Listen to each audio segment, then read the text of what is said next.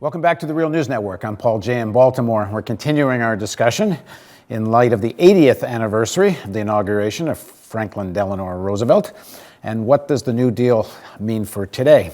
Now joining us again, first of all, Leo Panitch is the Canada Research Chair in Comparative Political Economy and a distinguished research professor of political science at York University in Toronto. He's the author of Global Capitalism and the American Empire and The Making of Global Capitalism. And also joining us again, James Galbraith. James K. Galbraith is the Lloyd M. Benston Chair in Government and Business Relations at the LBJ School of Public Affairs at the University of Texas at Austin. He's the author of The Predator State and Inequality and Instability, a study of the world economy just before the crisis. Thank you both for joining us. So, James, let me start with you. Let's imagine that I don't know, the conditions for the New Deal, as we talked about in the previous segment, to some extent do recreate themselves. At the very least, there is a mass mobilization. There is a radicalization of workers and a general population. People are ready to vote for and embrace, at least a majority of people. Maybe it's 52 or 53%, but enough to elect control of both houses, elect a president that's willing to create this kind of New Deal, or even further than that. But what would it look like? So, in other words, what would you do if you ran Washington, James? Well, let me start with some fairly modest propositions. What you've posed is a very all-embracing question. And I would like to approach it in small stages. I think to begin with, compared to where we are now, we need to fundamentally reframe the way we think about core social insurance programs. Right now, there is a dialogue of assault on those programs. That is to say, they are referred to in a disparaging way as entitlements, and they're treated as part of a financial problem for the government, none of which is in fact the case. The reality is that socially provided insurance, and I'm talking about Social Security, Medicare, Medicaid, unemployment insurance, the core programs that stabilize people's incomes when they're in trouble, are very efficiently provided by the public sector, much more efficiently than by the private sector, because the private sector is in the business of cherry picking, getting the best cases and screening out the rest. And the public sector doesn't do that, so its costs are much lower. And it can run those programs efficiently and effectively and keep keep practically the whole working population from the worst case outcomes. There's extraordinary actual success, and it needs to be treated as such and preserved, not rolling back those programs, but actually taking opportunities to increase their span as appropriate. That's something that seems to me that we ought all to consolidate, to agree on, and to make a core part of a reformed program. Secondly, I think we need to talk about wages. And in particular, the big lagging piece of the old New Deal framework right now is the minimum wage. Minimum wage was enacted in 1935, and it reached a peak in value in the late 1960s and has largely fallen since then. And I know the president, and there's a debate over this now, the president has offered $9 an hour as a proposal. That's a step in the right direction, but it's much too low.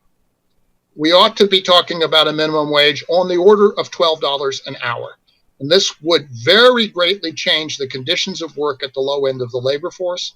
It would boost people's incomes who work for a living and improve the purchasing power of that population, which would be very good for the small business community that serves them in many ways. So while businesses would lose something, in some cases on their payrolls, they would make it back on their revenues.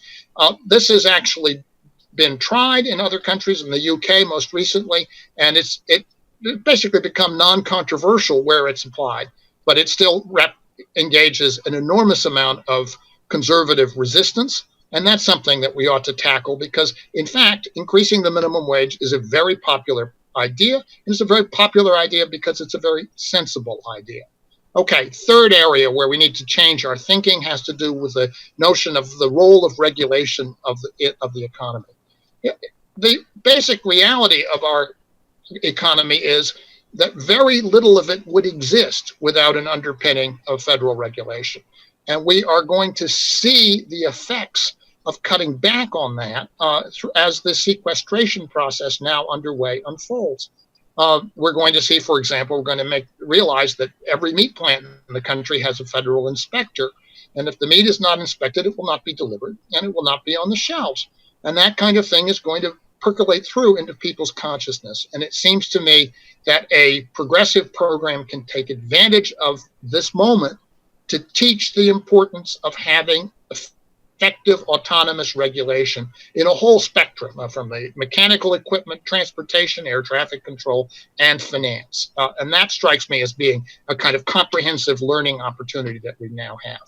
Okay, so you do those things and you have, I think, done a great deal to change the climate in the country about how people think about the role of the public sector in relation to the private sector. And then I would say you have to then tackle the strategic problems that you face. In 1933, when Roosevelt became president, we were at the beginning of a period of extraordinary potential because of the arrival of a very cheap, very efficient fuel, namely oil, which was American in origin. It was being developed in Texas for the most part. That period in the world's history has now ended actually 40 years ago.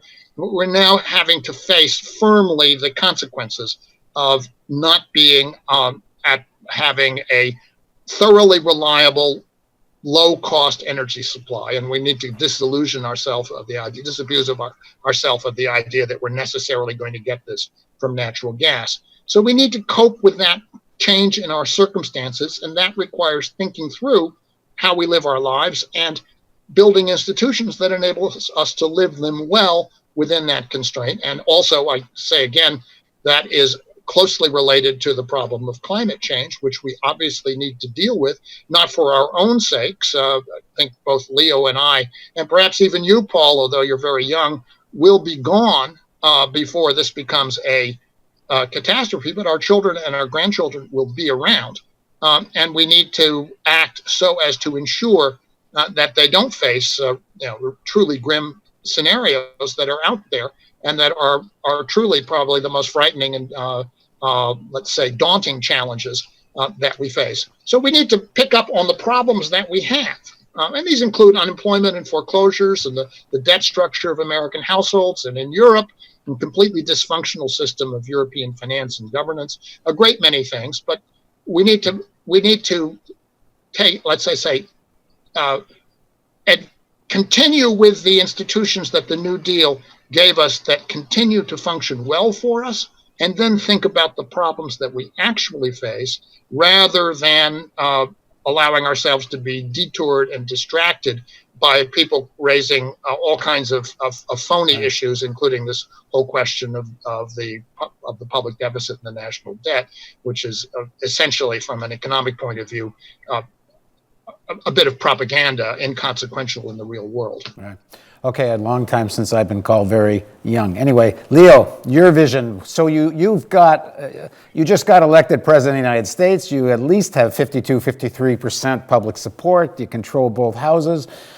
But you're in today's world, more or less. What would you do? I think that what is needed by way of policy in the short run, I don't disagree with anything that James said, but what is needed immediately is to take Obama at his word in the State of the Union address in terms of the absolute necessity of direct government expenditure on infrastructure building. And the way, and not to then address it with the pittance that he put towards that, really can't contribute at all much his $50 billion towards this. A good way to begin would be to guarantee the bonds of municipal governments, which is where most infrastructure spending is located. This has been proposed by not very radical Stanford lawyers at the Stanford Law School. It would involve some twigging of the Federal Reserve's responsibilities and legislation. But if you were able to carry things through Congress, you would have to have a massive public employment and public infrastructure program. And the way to do that given the constitutional division of powers in the United States, would be indeed for the federal state to guarantee municipal bonds. Now, let's face it, if Roosevelt had to try to pack the Supreme Court in the face of what he was trying to do, imagine what a president would have to do in the face of the Supreme Court today, in the face of the balance of power inside the American state. So again, I want to stress that while these policies are important, and one could offer many more. I mean, for instance, I'd like to see policies that would actually encourage the growth of trade unionism, and in that way would do what the most effective thing that happened after 1945, which was the ability of unions to push up workers' incomes, which was the main way demand was sustained in the boom period after 45, much more than direct government expenditure, although the social service programs were important. I'd like to see all of that, but I don't think we're going to see that. I think one needs to be realistic about this without changes throughout the American state. And that needs to be put on the agenda. The reason we have the deficit propaganda, and I entirely agree with James that that's what it is related to the powerful forces that are behind that propaganda. And you know, it is related again back to the confidence in the banking system. The demand by bondholders that if there's going to be any question of who's going to get paid, it's the bondholders who are going to get paid first. And one needs to remember, and that's why this is also about changing the nature of trade unionism in the Western countries and elsewhere, that some of those bondholders are trade union pension funds, including university teachers' pension funds. So the kinds of changes we need to begin at the bottom. They need to be directed certainly at policy, but they, as was the case in the New Deal, they need to be directed at changing state institutions. And the current state institutions are not in the game of doing what either James would like or what I would like. All right, well, thank you both for joining us. This is just the beginning of this discussion, not the end. And we will invite both of these gentlemen back soon to carry on this conversation. So, James, Leo, thanks for joining us. Thank you. Good to be with you. And thank you for joining us on the Real News Network.